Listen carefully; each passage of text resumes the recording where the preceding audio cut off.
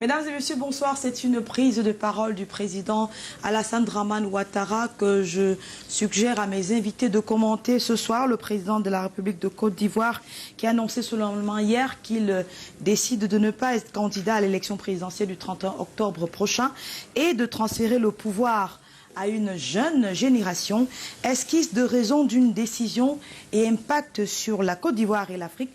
Nous en parlons avec Roland Tapi, journaliste. Bonsoir. Bonsoir Carole, bonsoir à tous les téléspectateurs de Canal 2. Ahmed Minka, bonsoir à vous. Merci d'être là ce soir. Merci, bonsoir Carole, bonsoir à tous les téléspectateurs. C'est toujours un plaisir. Charles-Élie Zan, bonsoir. Bonsoir Carole, bonsoir aux panélistes, bonsoir à tous les Camerounais qui nous suivent ce soir. Et nous attendons Max Wabo qui nous vient du MRC, qui nous trouvera sûrement au cours de cette émission. Messieurs, si vous le voulez bien, nous allons dire un mot en ouverture de l'actualité au Cameroun. 2 cas de coronavirus déclarés en 24 heures. Roland Tapi, ça fait peur?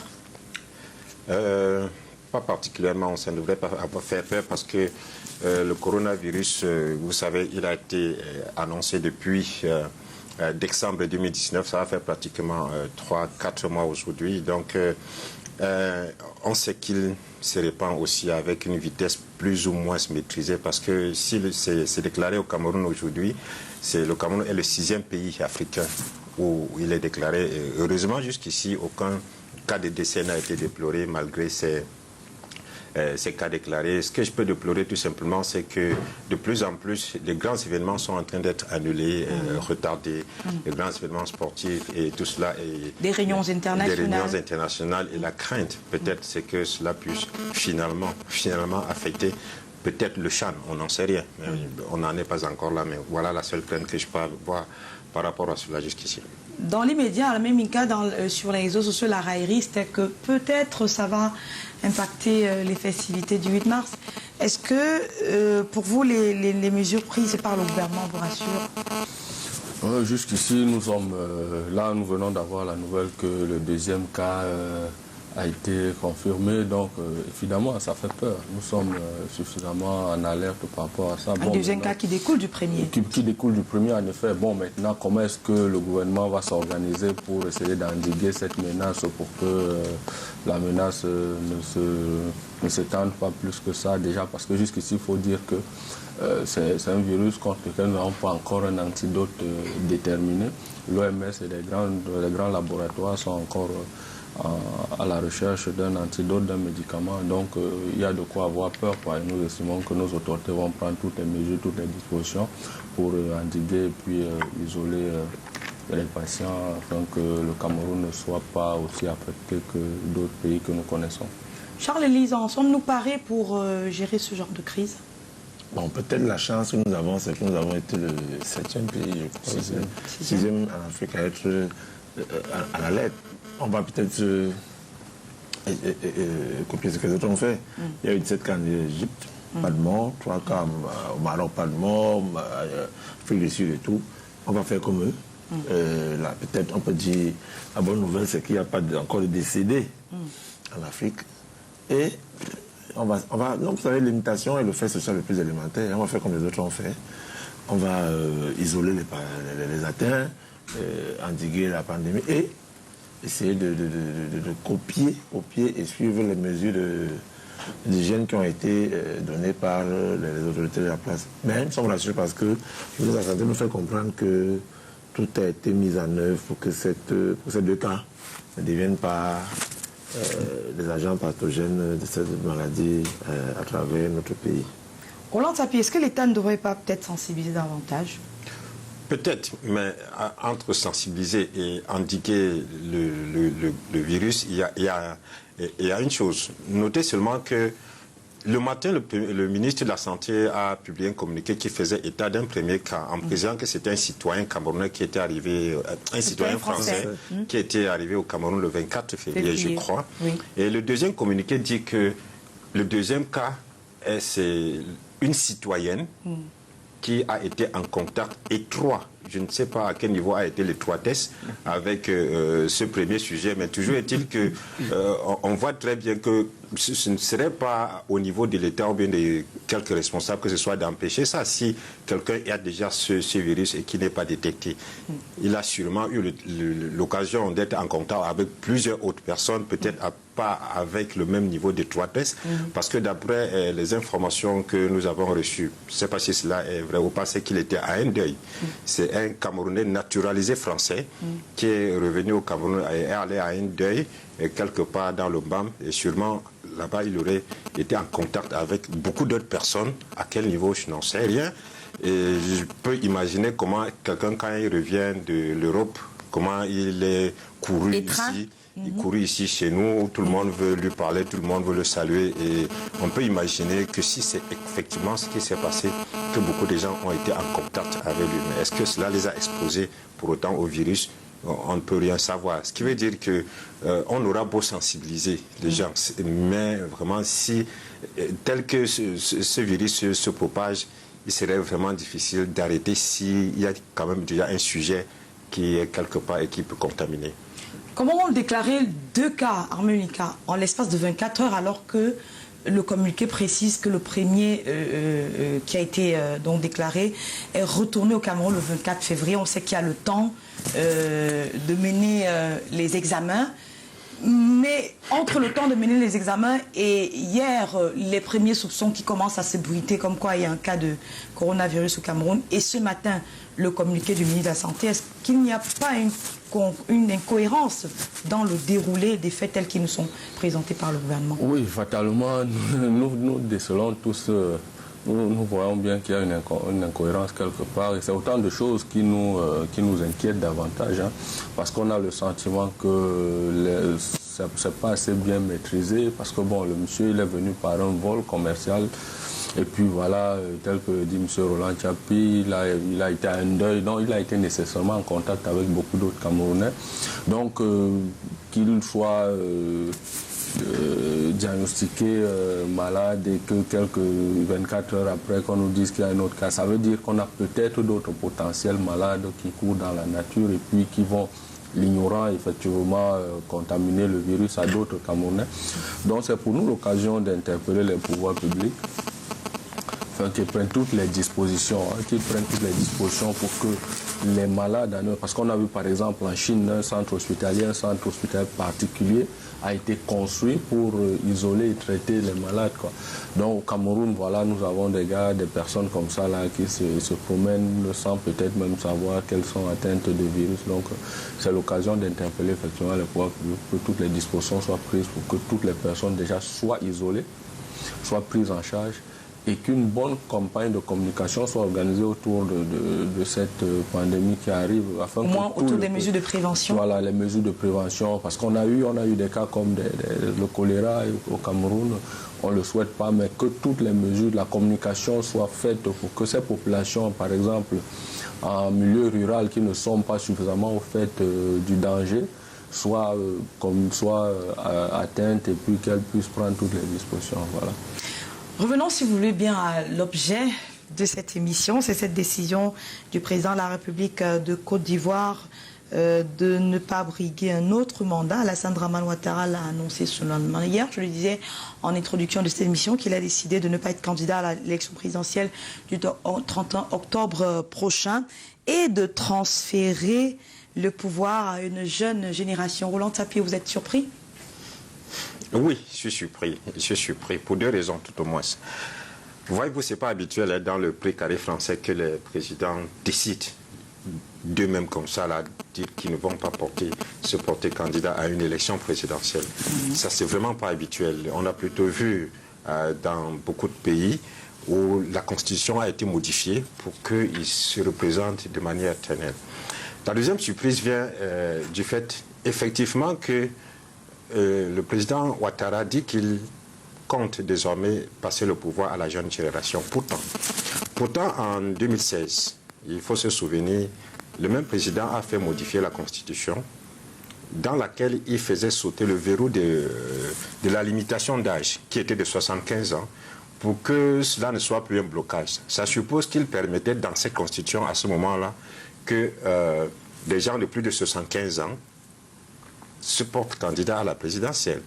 Aujourd'hui, nous faire croire qu'ils pensent plutôt à la jeune génération, j'ai des doutes là-dessus. Parce que si vraiment ils devaient penser à la jeune génération, ils devaient commencer par peut-être revenir à ce que la Constitution était avant, c'est-à-dire limiter l'âge de 75 ans à 75 ans pour que ceux qui sont au-delà n'aient pas la possibilité de se porter candidat.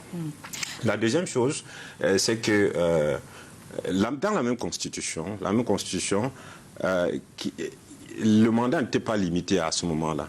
Lui-même, le président Ouattara, a fait que la Constitution, le mandat présidentiel soit désormais limité à 2, pour une durée de 5 ans, fois 2. Nous sommes en 2016. Et en 2015, il venait de reprendre un deuxième mandat. Il faut noter qu'en droit, il y a ce qu'on appelle la loi de la non-rétroactivité. C'est-à-dire qu'une loi qui est prise aujourd'hui n'a pas d'effet sur ceux sur les antécédents. Ça suppose quoi? Que si en 2016, il dit que désormais le mandat sera de 5 ans renouvelable 2 fois, cela veut dire que ça ne s'applique pas à lui qui est déjà en fonction. Ça suppose qu'en le faisant, il pensait effectivement finir son mandat jusqu'en 2020, cette année-ci où nous sommes, et maintenant avoir la possibilité de se représenter une 3e fois, et cette fois avec la possibilité de même doubler son mandat. Ça, à mon sens, c'est ce qui était derrière cette intention. Je rappelle que cette constitution reste la même aujourd'hui. Maintenant, il a déclaré avec la bouche qu'il ne sera pas candidat. Je rappelle Vous attendez de voir les actes? Je me rappelle qu'en politique, les promesses n'engagent que ceux qui y croient. Les simples paroles n'engagent encore personne. Il n'a signé aucun engagement quelque part qui ne va pas se représenter. La Constitution lui permet toujours de se représenter. Donc voilà les éléments qui font en sorte que moi je sois surpris jusqu'ici par rapport à cette déclaration. Charles Élysée, certains ont justement dit que M. Ouattara envoyait des signaux contradictoires avec la limitation d'âge différée et puis la limitation des mandats qui arrivent, et ont tout vite fait de conclure qu'il prépare le chemin pour quelqu'un d'autre. Est-ce que vous êtes d'accord avec cette lecture? Je ne sais pas pour qui il prépare le chemin, mais tout ce que c'est qu'il n'a pas respecté le deal de ce chemin-là pour celui à qui ce chemin était tracé, Guillaume Soro. Il ne peut pas ou il ne peut pas? Non, il n'a pas respecté le deal. Puisque d'après le deal, Guillaume Soro devait lui suicider après son départ. La deuxième chose que je veux dire, c'est que, la deuxième chose que je veux dire, c'est que Ouattara est arrivé au pouvoir en 2010, de par là, 2011, après 3000 morts. 3000 morts. M. Rastap l'a dit, il a zigouillé la Constitution, il a fait ce qu'il avait à faire. Aujourd'hui, ce que je veux dire, c'est que les vraies raisons pour lesquelles M. Ouattara ne se présente pas sont là, il ne les a pas dites, mais sauf qu'il a voulu faire plaisir à la jeune génération ivoirienne en faisant croire qu'il va remettre le pouvoir à eux. Encore que le jeune qui est dans les 47 ans, qui a déclaré formellement sa candidature, c'est Guillaume Soro, qui est sous la poursuite d'un mandat d'arrêt international. Vous avez Kablan Doblan Dukan, qui est le vice-président. Encore la Constitution modifiée, on parle d'un premier ministre, un vice-président, qui a à peu près 1 an ou moins que lui, parce que Ouattara c'est 78 ans, lui c'est 77. Vous avez le papa Konan Bédié qui a 86. Vous avez Afi Guessang qui a 79. Vous avez Barbobon, hors classe, mais qui avait 77. Donc le seul jeune qui s'est déclaré candidat, c'est Guillaume Soro, qui est sous le coup d'un mandat international. Et l'autre jeune qui est dans les 45 ans est en exil. Bon, maintenant, à moins... Vous parlez de Blé-Goudé? Je ne dis pas de lui, il est en exil. À moins que, exil forcé et tout ça. À moins qu'il y ait un oiseau rare qu'on verra. J'aimerais bien voir cette jeune génération. Bon, c'est vrai que je parle en français. Il a dit jeune génération. Est-ce que c'est jeune en âge ou alors c'est jeune en politique? Dans le champ politique. Voilà. C'est tout ça qu'il faut voir. Voilà. Ahmed Minka, vous étiez encore en Côte d'Ivoire il y a quelques heures. Alors, est-ce qu'Alassane Dramane Ouattara est simplement un homme de parole ou alors il a été poussé à la sortie? Non, je pense qu'il faut féliciter le président Ouattara pour ce geste-là, d'une élégance rare dans notre microcosme politique africain. C'est pas usuel d'avoir un homme d'État, un chef d'État qui décide comme ça, qui déclare même déjà, parce que jusqu'ici, nous avons des habitudes en Afrique où on dit le président ne désigne pas son héritier ou le chef ne désigne pas son héritier de son vivant. On a des adages du genre, le pouvoir ne se donne pas, il s'arrache, des choses du genre. Donc avoir un chef d'État qui déclare qu'il va quitter les affaires, qu'il va passer le témoin à une jeune génération, c'est déjà un bon signal, c'est exemplaire. Maintenant, évidemment, comme l'a dit Roland, les promesses n'engagent que ceux qui croient. Laissons le temps donner le raison à Alassane Ouattara. Mais je pense que pour ce geste-là, pour ce signal-là, dans ce pays-là, parce qu'il faut pouvoir, faut essayer d'analyser les choses avec le contexte. Alassane Ouattara est le président de la Côte d'Ivoire, un pays qui a été meurtri il y a moins de 10 ans par une crise électorale meurtrière, pour ne pas me répéter. Et les stigmates de cette crise demeurent dans le tissu social ivoirien. Donc je pense que cette déclaration en elle seule est un acte de réconciliation majeur.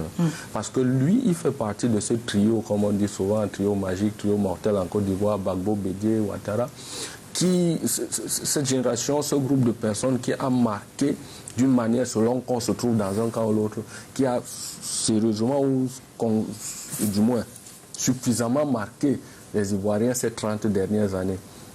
Donc, se retirer et décider ou s'engager à passer le témoin à une autre génération d'Ivoiriens est un acte fort d'apaisement. Maintenant, est-ce que Ouattara a été poussé à la sortie? C'est probable. C'est probable parce que actuellement, nous savons que la crise qui couvre avec Guillaume Soro ne nous a pas encore montré toutes ses facettes. Comme l'a dit M. Jean Soro, est sous le coup d'un mandat d'arrêt international et tous ses soutiens sont aux arrêts en Côte d'Ivoire. Alain Lobognon, Soul to Soul, bref, jusqu'à son petit frère, tous sont aux arrêts. Et il est évident que ils ne comptent pas laisser passer cela en perte de profit parce qu'ils estiment avoir fait d'énormes sacrifices pour que Ouattara accède au pouvoir. Et que leur tour arrive. Et que leur tour, en principe, arrive. Donc quand ils sont embastillés, quand ils estiment que leur tour de passer au filet arrive, ça, je ne pense pas qu'ils le laisseront comme ça. Il y a le camp Gbagbo, pour chuter par là, qui lui aussi attend. Parce qu'ils estiment que Gbagbo, il est en exil, Blé Goudé, il est en exil, sous le coup de... On parlera peut-être du camp Gbagbo tout à l'heure, parce qu'on a un FPI qui est en, on va dire, recomposition. Oui, en réconciliation. Donc, toutes ces choses-là, toutes ces choses nous permettent de penser que peut-être Ouattara peut-être est à bout. Il est peut-être à bout, après 10 ans, il a fait ce qu'il pouvait, mais il n'a jamais pu réconcilier la Côte d'Ivoire suffisamment jusqu'à ce jour, quoi. Les stigmates, les divisions, les blessures restent ouvertes et je pense que se donner un nouveau mandat, du moins il a certainement jugé que ça pouvait être épuisant, suffisamment épuisant, et pour lui-même et pour son image, il a pensé qu'il fallait peut-être jeter l'éponge. Alors, les réactions ont plu, comme cela peut l'être pour une décision pareille. Et l'une d'elles que je vous suggère de commenter, je commence par vous, Roland Tapie, un démocrate ne choisit pas ses successeurs, il se retire paisiblement du pouvoir et les élections libres font le reste. Elle est du professeur Aboya Manassé, enseignant d'université politologue. Est-ce que vous comprenez ce qui sort de là comme une critique vis-à-vis de la position de Alassane Dramane Ouattara? Je me refuse de commenter la déclaration du professeur Ouangili. Non, professeur Aboya Manassé. Aboya Manassé. Voilà. Je me le refuse, tout simplement parce que c'est son opinion à lui. Je préfère plutôt penser à une autre réaction qui a été faite immédiatement après l'annonce de Ouattara. Celle du président Macron? C'est celle du président Macron. Qui salue la décision historique du président Ouattara, homme de parole, homme d'État, de ne pas se présenter à la prochaine élection présidentielle. Et il dit la Côte d'Ivoire donne vraiment l'exemple. Il donne l'exemple à qui? Et je voudrais donc souligner déjà la promptitude. C'est comme si la France avait l'information ou bien suivait ça de près. Et immédiatement que la sortie a eu lieu, il a félicité, et non pas seulement félicité, mais a précisé, comme vous voulez de le rappeler, la Côte d'Ivoire donne là un exemple. Ça, il ne faut pas laisser passer ça comme ça parce que ça répond à la question de savoir si Ouattara a été poussé à la sortie, en quelque sorte. Les éléments que nous avons évoqués avant, concernant les modifications de la Constitution, qui montrent très bien que l'intention du président Ouattara n'était pas de laisser le pouvoir au moment où il modifiait la Constitution. Nous ne pouvons pas penser qu'aujourd'hui, qu'il ait lâché cette intention et qu'il ne voulait pas durer au pouvoir. Contrairement à ce que mon copanéliste d'en face disait, le sang ou bien les crises qui peuvent être en train de couver en Côte d'Ivoire, à mon sens, ne sont pas un problème pour Ouattara en tant que tel, parce que nous savons tous qu'il a marché du sang pour arriver au palais présidentiel. Ce n'est pas rester sur du sang qui serait un problème pour lui. J'ai plutôt l'impression que quand Macron se précipite à le féliciter, c'est tout simplement parce qu'il a instigé en quelque sorte cette sortie qui l'arrange, lui, le français.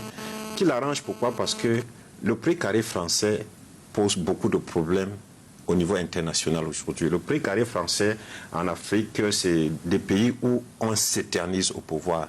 Et cette éternisation au pouvoir, le processus pour y rester, les méthodes utilisées pour y rester font en sorte que les droits de l'homme soient constamment violés dans ce pays.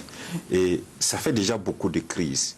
Ça fait beaucoup de soulèvements de tous côtés. Ça fait beaucoup de remous d'un côté comme de l'autre.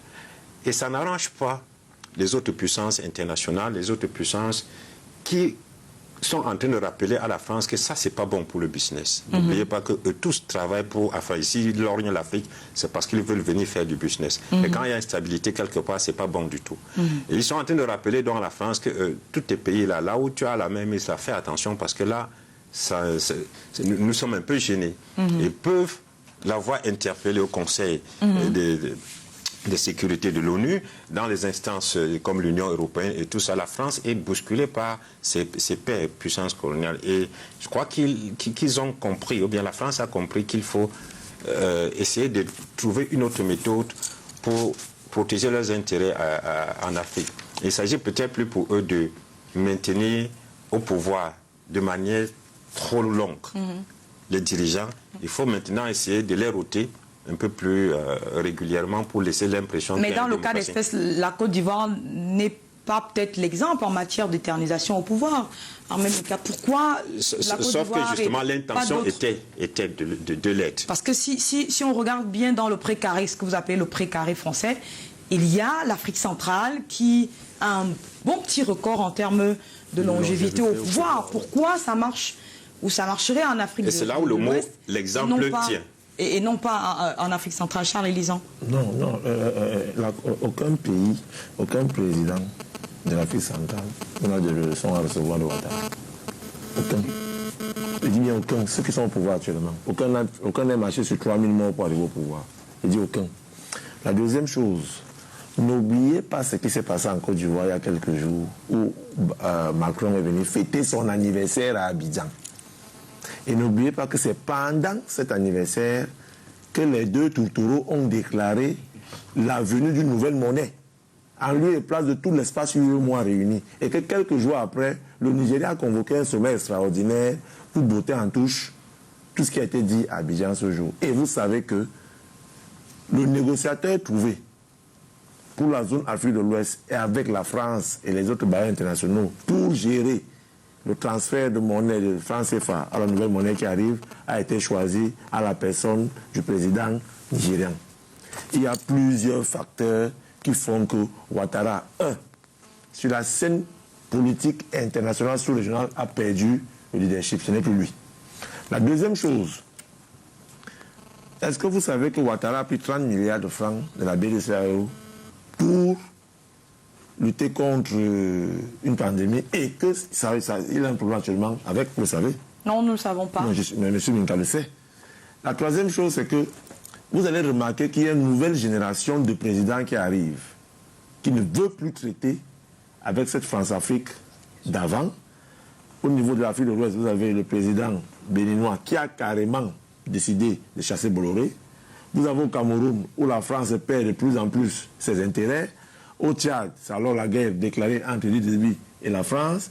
Et vous avez comme ça des sorties sporadiques où un paysan français se met au salon d'agriculture avec un montage, je ne sais pas moi quoi, causé avec un activiste. Après, il y a eu des annonces d'appels, les appels ont eu lieu. Et oui, on invite maintenant Biya au sommet France-Afrique en juin à Paris. Donc il n'y avait pas de montage? Non, il y avait montage. C'est pour faire comprendre. Ou alors l'objectif était atteint, puisqu'il y a eu un appel.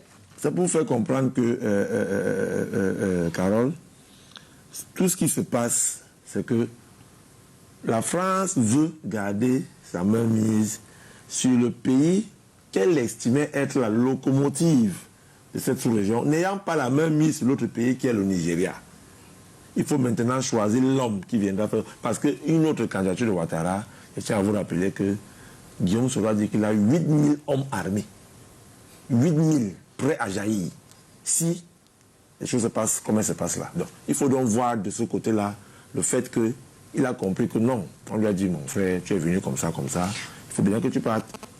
Armé Mika, si la thèse de... Un président qui a démissionné. Si la thèse d'armée 8000 personnes de ce côté, on se serait dit, bon, le soutien de la France à M. Ouattara aurait pu permettre de venir à bout de toute autre nouvelle rébellion en Côte d'Ivoire. Du coup, est-ce que la thèse de je suis la main, le bras séculier, parce que la France est le bras séculier ou bien plutôt la Côte d'Ivoire est le bras séculier de la France dans la région et donc peut faire et défaire les présidents là-bas, est-ce que la thèse tient?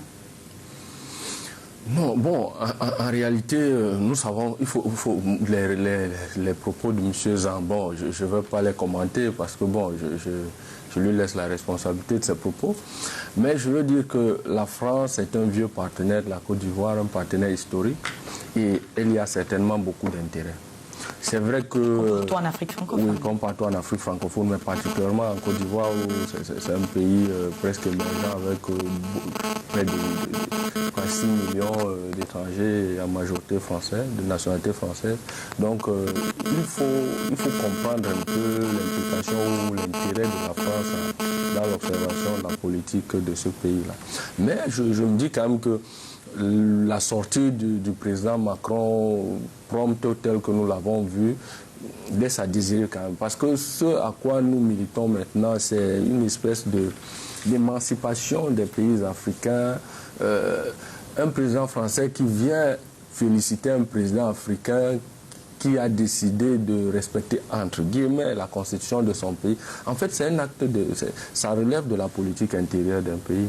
Est-ce que ce n'est pas parce que c'est presque l'exception qui confirme la règle en Afrique? Non, en Afrique, au Bénin, les alternances sont régulières. Au Sénégal, c'est le cas. Au Nigeria, maintenant, c'est le cas.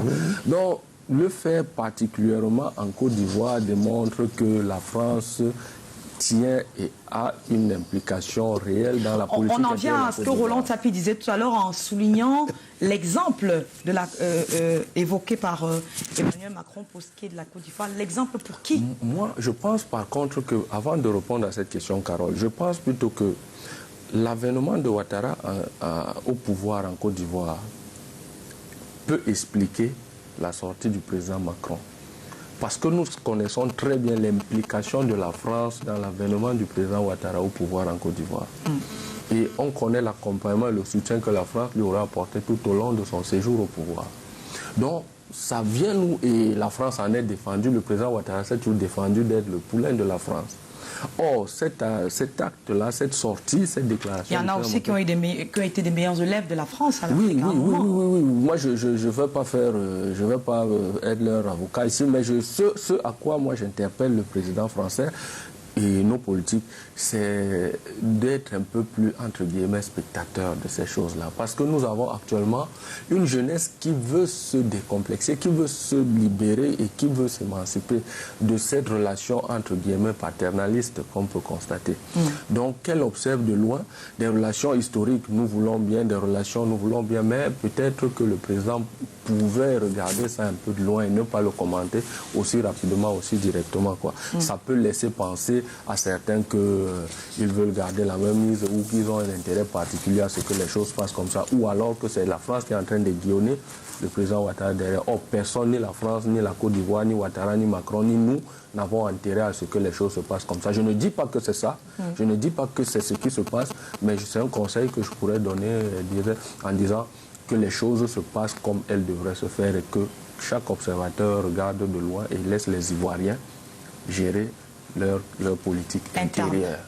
Charles Elisan. Et puis n'oubliez pas aussi la présence de l'impact du G5 Sahel. Vous savez que c'est la Côte d'Ivoire qui est la base logistique de tout, de tout ce déploiement de ce côté-là. Donc, vous avez comme ça des candidats déclarés qui disent qu'ils vont revoir les pactes coloniaux. C'est pas aussi la première fois qu'on l'entend, Charles Elisan. Non, la France a su ses arrières. La France a besoin d'un président qui va reconduire les pactes. Bon, Ouattara étant usé, et puis il est malade, hein, il est souffrant, étant usé, il faut bien qu'il y ait quelqu'un qu'on va mettre d'une manière technique qui viendra peut-être assurer les intérêts. Non, en fait, il se passe qu'en Côte d'Ivoire, Ouattara a compris que non, il n'a pas respecté le deal, et aujourd'hui, les pressions internes, souterraines lui font comprendre donc il faut qu'il respecte la parole, qu'il n'a pas pu respecter, et bien qu'il s'en aille. Mais là, la réaction de Macron, vraiment, elle est très, entre guillemets, prompte. Hein. Elle est trop prompte pour vous, pour être simplement arrivé après avoir écouté une annonce à la télévision ivoirienne, comme cela s'est fait pour tout le monde. Chez nous, avec un sage, on est là, on les regarde, on rit. Et on nous invite au sommet. Et justement, Roland Sapei, il y a sur Twitter une parodie de réaction attribuée à Paul Biya, le président du Cameroun, qui salue, pardon, j'ai bien parlé d'une parodie de réaction, qui salue la décision historique du président Ouattara, homme de parole et homme d'État, de ne pas se présenter à la prochaine élection présidentielle. La Côte d'Ivoire donne l'exemple, mais un exemple n'est pas forcément à suivre. Dans la réalité, ce serait possible d'être dit comme ça? Voyez-vous, je crois que les mots prononcés par les hommes d'État, il faut qu'on fasse attention à y accorder un sens. On peut faire des parodies avec ça, mais je crois que sur le plan international et sur le plan de la géopolitique, dans les perspectives de ce que le monde est en train de devenir, la France a intérêt à régler un certain type de problème ici en Afrique. Et je crois que quand il réagit promptement en disant « la Côte d'Ivoire vient de donner un exemple », moi, je comprends ça comme pour dire que les autres doivent suivre. Qui? Les autres, c'est qui? Les autres qui ont déjà duré au pouvoir un peu trop longtemps. Qui donc? Les autres qui ont jusqu'ici gagné des élections par des moyens qu'on peut juger peu démocratiques. Et si on regarde dans le précaré français... Pas bien d'élections dans les urnes. Désolé.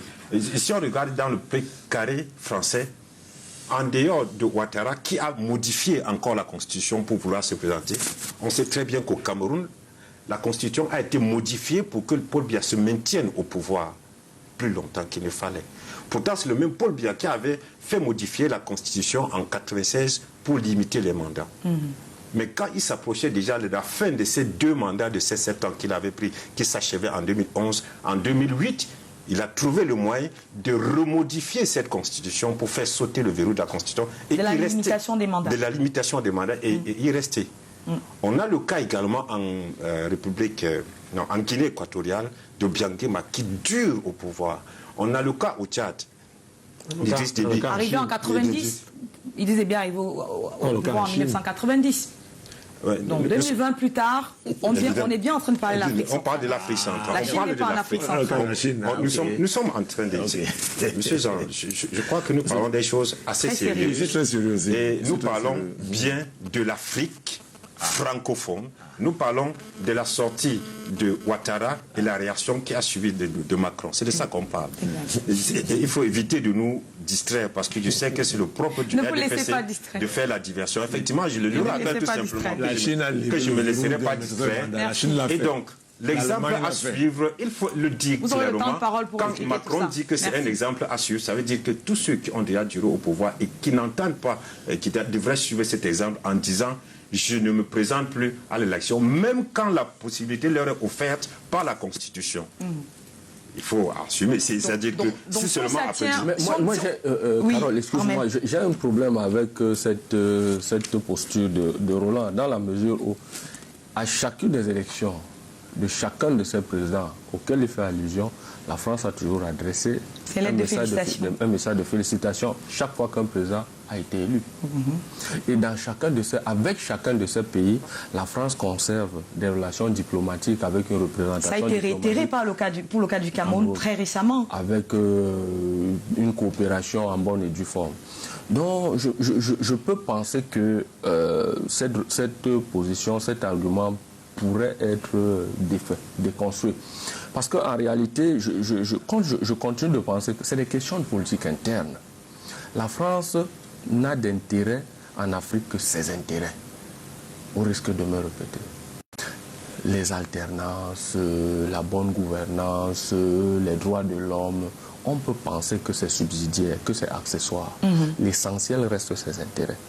Donc, c'est pour ça que certains lui font parfois le procès de fermer les yeux. Pourquoi est-ce que parfois même on lui fait le procès de soutenir des dictateurs. Sauf que là, vous êtes en train de confirmer exactement ce que je disais. Et ce ne sont pas seulement les intérêts français qui sont là, mais les intérêts des autres puissances. Donc, que la France protège, effectivement, quand la France, en laissant un certain nombre de situations pourries dans ces espaces. Parce que n'oubliez pas que le Cameroun est aussi, par exemple, je prends un exemple, est très stratégique pour la géopolitique en Afrique. Dans le golfe du Guinée. Oui. Non, c'était pour dire, Roland, que c'était peut-être que nous disons la même chose, en fait.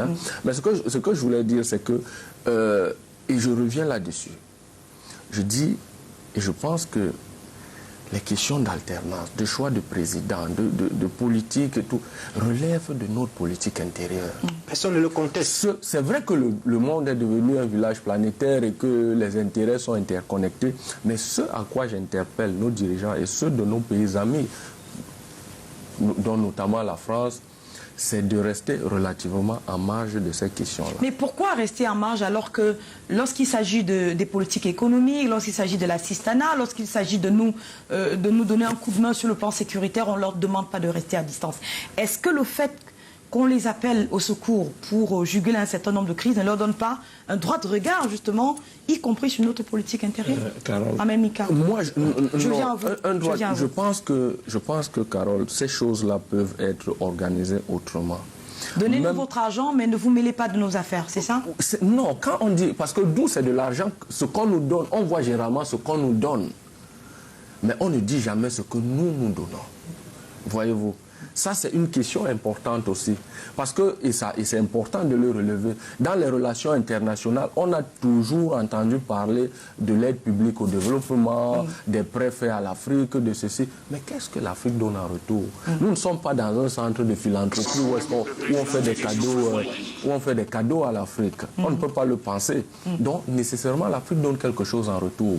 Mais il faudra bien qu'on nous dise aussi un jour ce que l'Afrique donne en retour. Si donc l'Afrique donne quelque chose en retour, ça veut dire que l'Afrique devrait avoir les mains libres pour organiser sa politique. Moi, c'est ce pourquoi je plaide et je pense que ce serait bien pour tout le monde. Parce que, avant, je vais chuter par là. S'il vous plaît. Il y a un procès qui est fait à la France et nous, c'est pas que je le partage, mais il y a un sentiment anti-français qui découle de ces attitudes-là dans nos pays. Et la France elle-même est à un moment donné en but à cela et elle essaye de voir comment est-ce que retourner la situation. Et je pense que ce genre d'acte-là, cette conduite-là, ce détachement, cet éloignement permettra certainement de faire tomber ce sentiment anti-français que nous déplorons tous. Charles Élisant. Carole, je voudrais faire comprendre aux uns aux autres qu'il faut qu'on comprenne justement que la politique a changé de paradigme. La politique a changé de paradigme.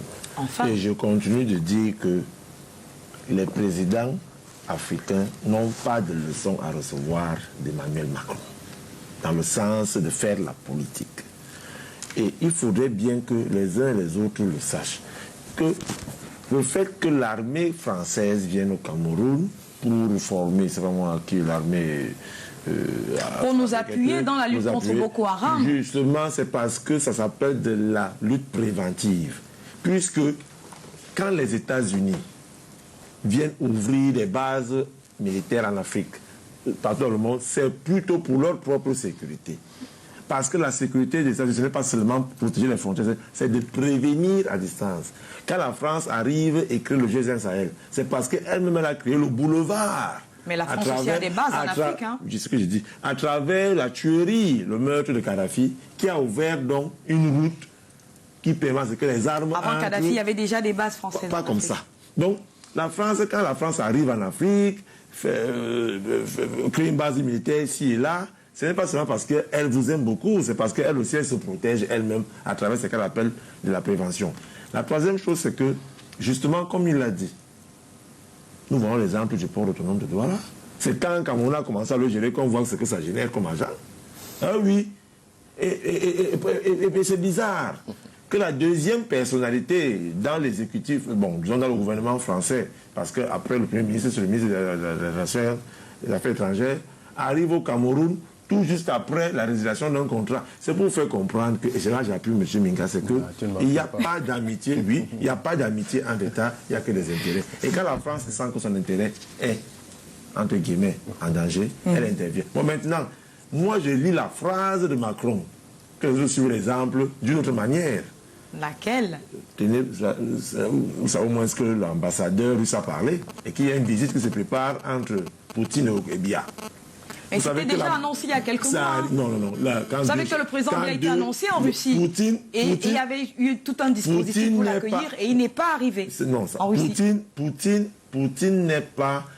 Il faut qu'on comprenne que le Cameroun a changé de partenaire stratégique. La France n'est plus le propriétaire du Cameroun. Ça, le président Biya l'avait déjà dit. Désormais, il faut que la France comprenne que d'autres pays s'intéressent au Cameroun et que le Cameroun est en train de diversifier ses différents partenaires. Et il faudrait bien qu'à un moment donné, que le gars comprenne que ça ne va pas et il lance des petites piques, il lance des petites piques. Donc, il s'agit de ça, Carole. Donc, la France, au niveau des élections, je veux dire à M. Tchapi que Paul Biya gagne ses élections de manière normale. On va aux élections, on gagne.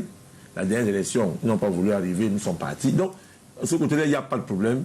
C'est la Constitution qui permet à Biya de se présenter N fois candidat, comme un autre Camerounais qui pourrait se présenter N fois candidat. Et je donnerai l'exemple de la Chine, pour vous faire comprendre qu'il n'y a pas qu'en Afrique que les pays ont levé le verrou de la limitation des mandats. La Chine, l'Allemagne, tous les pays le font. À partir du moment où ce sont les représentants des populations, c'est-à-dire les députés qui l'ont fait. Alors, il suffit donc pour vous de prendre l'Assemblée nationale et de mettre dans la Constitution et la tailler comme vous voulez. Et nous allons suivre. Donc, cette manière de penser que la France imposerait un président, non, on n'en est plus à ce niveau. Évoluons dans la manière de voir. Encore que, de tous les candidats à l'élection présidentielle de 2018, le seul qui n'a pas tendu la main aux étrangers, c'est Biya. Tous les autres là sont allés faire campagne là-bas. Donc, à un moment donné... Encore que M. Biya n'a fait campagne qu'à Marois. Parce qu'il était sur lui qu'il a 360 personnes qui vont représenter la relais. C'est ça, la campagne. D'accord. Roland Tapi, pourquoi est-ce que le cas de la Côte d'Ivoire intéresse tant? On a vu le Niger accessoirement et puis le Nigeria qui ont connu ce même type d'alternance il y a quelques mois seulement. Pourquoi est-ce que le cas de la Côte d'Ivoire cristalliserait les attentions? Pour la simple raison que la Côte d'Ivoire a d'abord, je crois, une histoire assez particulière. Bon, déjà, il faut savoir lesquelles attentions sont cristallisées. Est-ce que ce sont des attentions camerounaises ou bien africaines ou bien des attentions internationales? Mais si ce sont des attentions camerounaises qui sont cristallisées, c'est là tout à fait normal. Je crois savoir que le Cameroun et la Côte d'Ivoire ont presque un lien de fraternité très poussé. Les Camerounais se sentent même un peu plus ivoiriens que les Ivoiriens eux-mêmes. Voyez-vous, en 2010, quand il y avait cette crise en Côte d'Ivoire, les Camerounais se sentaient tellement plus concernés que les Ivoiriens, à un moment donné, leur ont dit que attends, laissez-nous notre pays. Et plus tard, quand la crise a recommencé plutôt au Cameroun avec la crise anglophone ou bien Boko Haram, les Ivoiriens se moquaient des Camerounais qui m'attendent. Si c'est pour nous, vous aimez trop ouvrir vos bouches, régler votre problème là-bas, on va voir ainsi de suite. Il y a souvent eu des petites blagues comme ça. C'est ça déjà sur le plan social qui peut faire en sorte que nous soyons autant intéressés par ce qui se passe en Côte d'Ivoire. Mais maintenant, sur le plan politique, il faut savoir que le Cameroun a presque la même histoire que la Côte d'Ivoire par rapport à l'accession à l'indépendance, comment on y est arrivé, comment on a fait après, la longévité après l'indépendance des présidents au pouvoir, le système qui a été mis en place, le Paul Biya, Amadou Ahidjo au Cameroun. Amadou Ahidjo est parti un peu plus tôt au Cameroun, mais Houphouët-Boigny est resté un peu plus, et puis la succession ici, elle s'est passée relativement tranquille au Cameroun. En Côte d'Ivoire, on a vu les remous que ça a causé là-bas. Donc, il y a un certain nombre de choses qui font en sorte que le Cameroun soit toujours un peu plus regardant par rapport à ce qui se passe en Côte d'Ivoire. Ça, c'est à mon sens ce qui peut faire que nous soyons aussi attachés. Bon, maintenant, nous avons presque sur le plan de la coopération avec la France, la même histoire. Hein. Vous savez qu'à la veille des indépendances, le Cameroun, tout comme la Côte d'Ivoire, avait signé avec la France ce qu'on appelle les accords, un certain nombre d'accords qui instauraient quelque chose qu'on appelle la dette coloniale. Vous savez que la Côte d'Ivoire, tout comme le Cameroun jusqu'à aujourd'hui, devrait payer à la France des taxes sur les supposés investissements que la France aurait faits au Cameroun. Même quand on regarde de manière globale, on ne voit pas très bien. C'est la même chose que la Côte d'Ivoire. On sait également que la France, le Cameroun comme la Côte d'Ivoire font partie des colonies françaises et que d'après ce qu'ils ont appelé la charte de l'impérialisme, il y a un certain nombre de décisions qui avaient été prises quand ils décidaient de se partager l'Afrique, que la France aurait un certain nombre de positions de pouvoir sur les deux pays et ça s'est toujours appliqué presque de la même façon. Nous avons des choses comme ça qui nous lient et qui font en sorte que ce qui se passe en Côte d'Ivoire nous intéresse forcément. C'est pour ça que on va pas le dire, mais je crois que l'exemple dont parle Macron, en fait, il est en train de s'adresser au président camerounais. Oui, mais une élection au Cameroun, c'est pas demain la veille, non? Si on s'en tient à la longueur du mandat et qu'il y a eu une élection au Cameroun en 2018, pourquoi s'adresserait-il au président Paul Biya, même Mika? Non, moi je pense pas qu'il s'adresse au président Biya. Ça c'est la déclaration de Roland. Moi je pense pas qu'il s'adresse au président Biya. Je pense que c'est un message beaucoup plus global et général que ça à la France. Mais à qui donc? Voilà. Non, je partage le fait que le président Macron s'adresse au président africain. D'accord. Mais à qui? Je partage cet avis au président. Il ne faut pas l'obliger à y mettre un nom. Voilà. Maintenant, je ne peux pas. Il faut bien aider les téléspectateurs à comprendre. Non, malheureusement, c'est cette déclaration, elle est du président Macron et il n'y a que le président Macron pour pouvoir dire exactement à qui il s'adresse. Or, je pense que le contexte dans lequel nous trouvons est le suivant. Un président africain a décidé de se retirer. Nous sommes en Afrique francophone où on a malheureusement plusieurs présidents qui, à la fin de leur mandat, choisissent de modifier les constitutions. On a par exemple le cas de la Guinée. La Guinée qu'on a créée juste à côté de la Côte d'Ivoire, où le président Alpha Condé, autant pour moi, est aux prises avec une frange de sa population. Il veut modifier la constitution pour faire un troisième mandat. Et il y a des manifestations, il y a même des morts. Donc je peux penser que ce message pourrait lui être adressé aussi. Donc moi je préfère être comme Macky aussi. Oh, mais vous parlez du président camerounais, moi je ne partage pas l'avis. Moi je dis il y a d'autres cas en Afrique. On partage la même avis quand il s'agit de Condé. Non, ce que je dis c'est que ce message-là pourrait s'adresser à plusieurs personnes. Je n'ai pas envie de le personnaliser. Je pense que ce message pourrait s'adresser à plusieurs personnes. Et voilà. Mais moi, je reviens, Roland, à dire que ce n'est pas le rôle du président Macron. C'est là où nous divergeons. Nous partageons l'avis selon lequel il pourrait s'adresser aux présidents africains. Or, nous divergeons sur... Si ce n'est pas son rôle, est-ce que c'est son devoir? Ni le devoir, ni le rôle. Il est le président de la France, uniquement président de la France. Nous, on est africains. Nous avons nos pays, nous avons nos chefs d'État, nous avons nos constitutions et nous avons le devoir. Nous, les peuples africains ont le devoir par contre. Le président Macron n'a pas le devoir de s'adresser aux présidents africains avec cette condescendance en leur disant ce qu'ils devraient faire. Et en indiquant, attention une seconde, Roland, en indiquant qui est le bon élève, qui est le bon exemple. Il distribue des bons points. Et les bons les et des mauvais mauvais points. points. Je ne pense pas que ce soit son rôle. Ça ne sert ni les Africains, ni même le président Macron, ni la France. Mais est-ce que les Africains n'ont pas prêté le flanc? C'est ce que j'allais dire justement. Quand nous donnons le bâton, pourquoi on nous tape? Pourquoi est-ce qu'on se plaint de ça? Je dois vous rappeler Mais on deux donne faits le bâton. historiques seulement. Je vous le rappelle. Je le dis. Je le dis. Je le dis. Nos peuples en Afrique, une seconde, s'il vous plaît. Nos peuples sont censés être souverains. Nos pays, nos États sont censés être souverains. Si vous appuyez autant sur censé, ça veut dire qu'ils ne le sont pas. Non, on estime que... Non, quand je dis censé, parce que les relations internationales sont actuellement entre les rapports de force, selon... Ça fait qu'à un moment donné, vous pouvez vous retrouver dans une situation où, en position de faiblesse, vous soyez obligé de demander de l'aide ou de l'appui d'un pays ami ou d'un pays frère. Et nécessairement, ce pays va nécessairement empiéter sur vos souverainetés. C'est pour ça que je parle de censé. Mais je dis, le principe de souveraineté est acquis par l'indépendance. Par ce fait-là, on n'a plus, un autre chef d'État n'a plus le droit de venir le dire. C'est compris. Le droit de Merci. nous dire Et c'est justement là où je voudrais vous reprendre en disant que si nous estimons donc que nous n'avons plus de leçons à prendre de personne, il faut que nous arrêtions donc d'aller rendre compte de ce que nous faisons chez nous à d'autres personnes. Et c'est le président Paul Biya lui-même, au sortir de sa rencontre avec Macron à Lyon, a déclaré à la télévision qu'il est venu rendre compte au président Macron des conclusions du grand dialogue. Et ce n'était pas la première fois. C'est le mot qui vous... Pourquoi vous parlez? Pourquoi ce mot-là ne disposerait pas? Quand l'autre parle d'exemple, ça ne dispose pas. Maintenant, et avant cela, le président Paul Biya lui-même avait dit une autre fois, toujours en France, qu'il était le meilleur élève. Non, en tant que président souverain, il n'a jamais dit qu'il est le meilleur élève. Il aurait peut-être dit, je suis le meilleur collègue, chef d'État de celui-là, mais pas meilleur élève. Élève, ça veut dire qu'il y a un mec. Moi, je ne me mettrai pas dans la posture d'avocat. Je voudrais bien entendre Jean sur la question. Il est mieux placé, je ne ferai pas l'avocat. C'est le même Paul Biya qui a dit à un président français. Ne dis pas pouvoir qu'il veut. En répondant à un journaliste français. Ça n'a rien à voir avec la souveraineté dont on parle.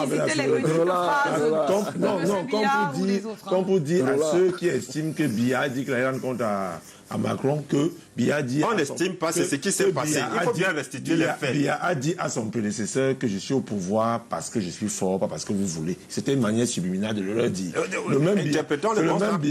C'est le même Biya qui n'a pas renouvelé les accords léoniens entre la France et le Cameroun. Il est toujours au pouvoir. C'est le même Biya qui... Lesquels? Les accords léoniens, c'est-à-dire, c'est le même Biya. Lesquels accords? Le même, il avance. Lesquels accords, monsieur Zan? C'est le même. Parce qu'on parle. Vous n'avez pas les accords coloniaux. Effectivement. Mais dans ces accords coloniaux, comment ils ne sont pas renouvelés? Comment ça? Laissez-moi parler. Dans ces accords, il est encore stipulé que les entreprises françaises ont un droit de préemption. Les accords, qui devaient être renouvelés en 2019, non? Il n'a pas renouvelé. Ça, c'est l'information que les Camerounais devraient avoir de vous, monsieur le journaliste. Je le sais parce que Biya n'a pas renouvelé. Vous le savez parce qu'il ne l'a pas fait. Comment vous le savez? C'est ça. Ces accords, non. Écoutez, si les accords ont été signés de manière secrète, pendant les années 60, aujourd'hui, tout est su, tout est connu. Vous savez qu'actuellement, la tension qu'il y a entre la France et le Cameroun découle de ces accords. Vous le savez.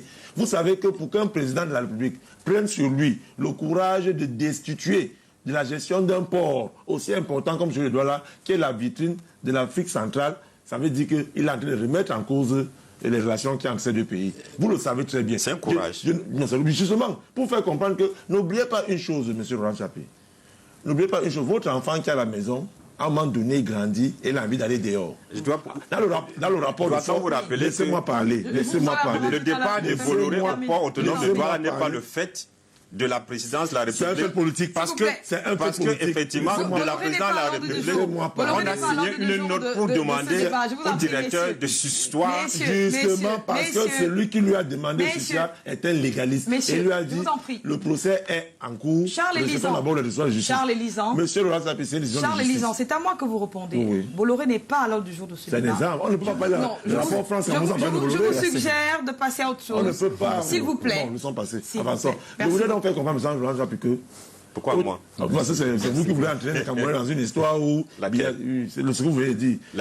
Que quand Biya dit cela, il faut remettre les paroles dans le contexte.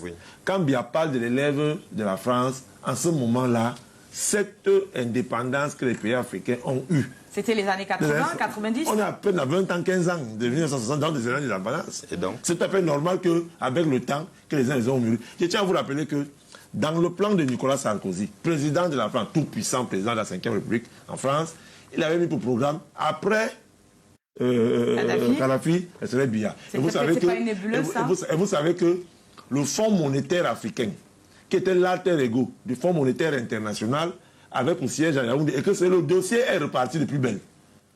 Carole, il y a des faits qu'il ne faut pas ignorer. À un moment donné, on a mis cela en hibernation depuis le meurtre de Kadhafi. Et vous savez qu'il y a 3, 4, 5 jours, ce dossier est reparti. Et on a demandé au Cameroun de trouver l'espace pour habiter le Fonds monétaire africain. Et du coup, il y a un complot contre le Cameroun. Il n'y a pas de complot. C'est normal qu'il y ait. Parce que quand vous avez la 3e richesse naturelle du monde, écoutez-moi très bien. Là, je parle, ce n'est pas une histoire politique. Quand la Banque mondiale sort 500 millions de dollars pour étudier les cartes minières de toute l'Afrique, et qu'on se rend compte, d'après leur rapport, que la 2e richesse mondiale en termes de ressources minières sur le Cameroun... Et vous allez quand même au FMI laissez-moi parler, tout à fait normal. Il n'y a pas de problème. Tout le monde s'endette, même les États-Unis s'endettent. Pour arriver maintenant au niveau où toutes les richesses naturelles de notre pays sont de plus en plus gérées par d'autres compagnies hors françaises, il y a des leçons qu'il faut tirer. Vous savez que le coltan, aujourd'hui, ce sont les Australiens, avec les Belges. Quand vous parlez maintenant du manganèse, qui est du côté de Gaoundal, ce sont les Russes. On vous dit que pour refaire la Sonara, ce sont les Russes. À un moment donné, il faut qu'on comprenne que le président de la République de ce pays est en train de tourner le dos à la France. Et vous avez toujours... Non, pas à 100%, on ne tourne pas le dos à la France comme ça, 100%. Et vous avez... Oui, c'est vrai. Et vous avez, d'ailleurs, en passant, l'opération Filtrop qui s'est passée actuellement à Thiès, en Mauritanie et au Sénégal, où il y avait 600 gars du BI. Mais ce sont les États-Unis. Le Cameroun a laissé la grande opération similaire qui se passe en Mauritanie pour aller faire avec les Américains au Sénégal. Et à un moment donné, c'est des choses qu'il faut comprendre. Moi, c'est les détails qui me font comprendre que de plus en plus, il y a un éloignement entre le Cameroun et la France. Vous enlevez de la viande et puis la France est très fâchée. Et au même moment, on reçoit une lettre d'invitation d'un envoyé, d'un émissaire pour aller en France-Afrique en juin. Merci beaucoup. Vous sortez de ce débat. Il est devenu têtu. C'est tout. Par rapport à la France, il est devenu têtu. Monsieur Ouattara est hors course. Y a-t-il une reconfiguration du champ politique ivoirien ou c'est juste un coup joué sur l'échiquier si on regarde la suite à donner à cette affaire? Bon, moi je pense que déjà c'est une chance de reconfiguration du paysage politique ivoirien. C'est une chance. On ne peut pas être péremptoire, on ne peut pas être affirmatif maintenant. Parce qu'en politique, c'est un champ opportuniste où on donne et on reprend. Jusqu'ici, Alassane Ouattara a poussé un pion. Il a décidé de se retirer. Ça, c'est un fait. Nous le saluons, nous le félicitons et nous l'accueillons avec beaucoup de chaleur et d'enthousiasme. Maintenant, le 17 mars, Ouattara va modifier la constitution ivoirienne. Qu'est-ce que Ouattara va s'offrir? Parce qu'il y a aussi les appareils politiques derrière. Ces gens qui se donnent, qui travaillent pour que le système Ouattara demeure. Quand Ouattara s'en va, il faudra bien que Ouattara puisse leur donner quelque chose en compensation pour qu'ils ne disparaissent pas. Parce que le milieu politique ivoirien, il a ceci de particulier qu'il est violent. Il est violent depuis le décès de Fouet-Boigny, ça s'est toujours soldé... je ne veux pas dire par le sang, mais ça, ça a toujours abouti à la confrontation. Donc maintenant, qu'est-ce que Ouattara va faire comme effort déjà pour protéger les siens? Qu'est-ce qu'il va leur offrir? Qu'est-ce qu'il va s'offrir? Est-ce que Ouattara permettra à tout le monde de se présenter? Parce qu'il y a Bédié et son appareil qui sont là, il y a le camp Gbagbo qui est là. Est-ce qu'il ne va pas fermer la porte à certains? Est-ce qu'il ne va pas tailler la Constitution à sa mesure de son successeur? Est-ce qu'il ne va pas se choisir un successeur? C'est autant de questions qu'on se pose et on se dit, en nous donnant cette, disons, cette face-là qui a plu à tout le monde et tout le monde a applaudi, qu'est-ce qu'il nous réserve? D'accord. Roland Tsapi, on termine avec quoi sur la Côte d'Ivoire comme avenir? Je ne vous demande pas des lits dans une boule de cristal, mais au moins... Tout simplement, un avenir certain. Comme je l'ai dit tantôt, jusqu'ici, à l'heure où nous parlons, la constitution ivoirienne permet encore à Ouattara de se présenter. Et rien ne l'empêchera s'il veut encore se présenter. Donc, je ne voudrais pas qu'on s'arrête seulement sur ces déclarations parce que d'ici octobre, beaucoup de choses peuvent encore se passer dans sa tête. Il dit qu'il va se présenter, que personne ne l'empêchera. Charles Élisant, vous y croyez aussi à des rebondissements dans le camp de Ouattara? Non, ce qui m'intéresse, c'est la réaction de Macron. Ce n'est pas le fait que Ouattara soit là ou pas. Il est ivoirien, il est libre de se présenter candidat ou pas. C'est au peuple ivoirien de choisir.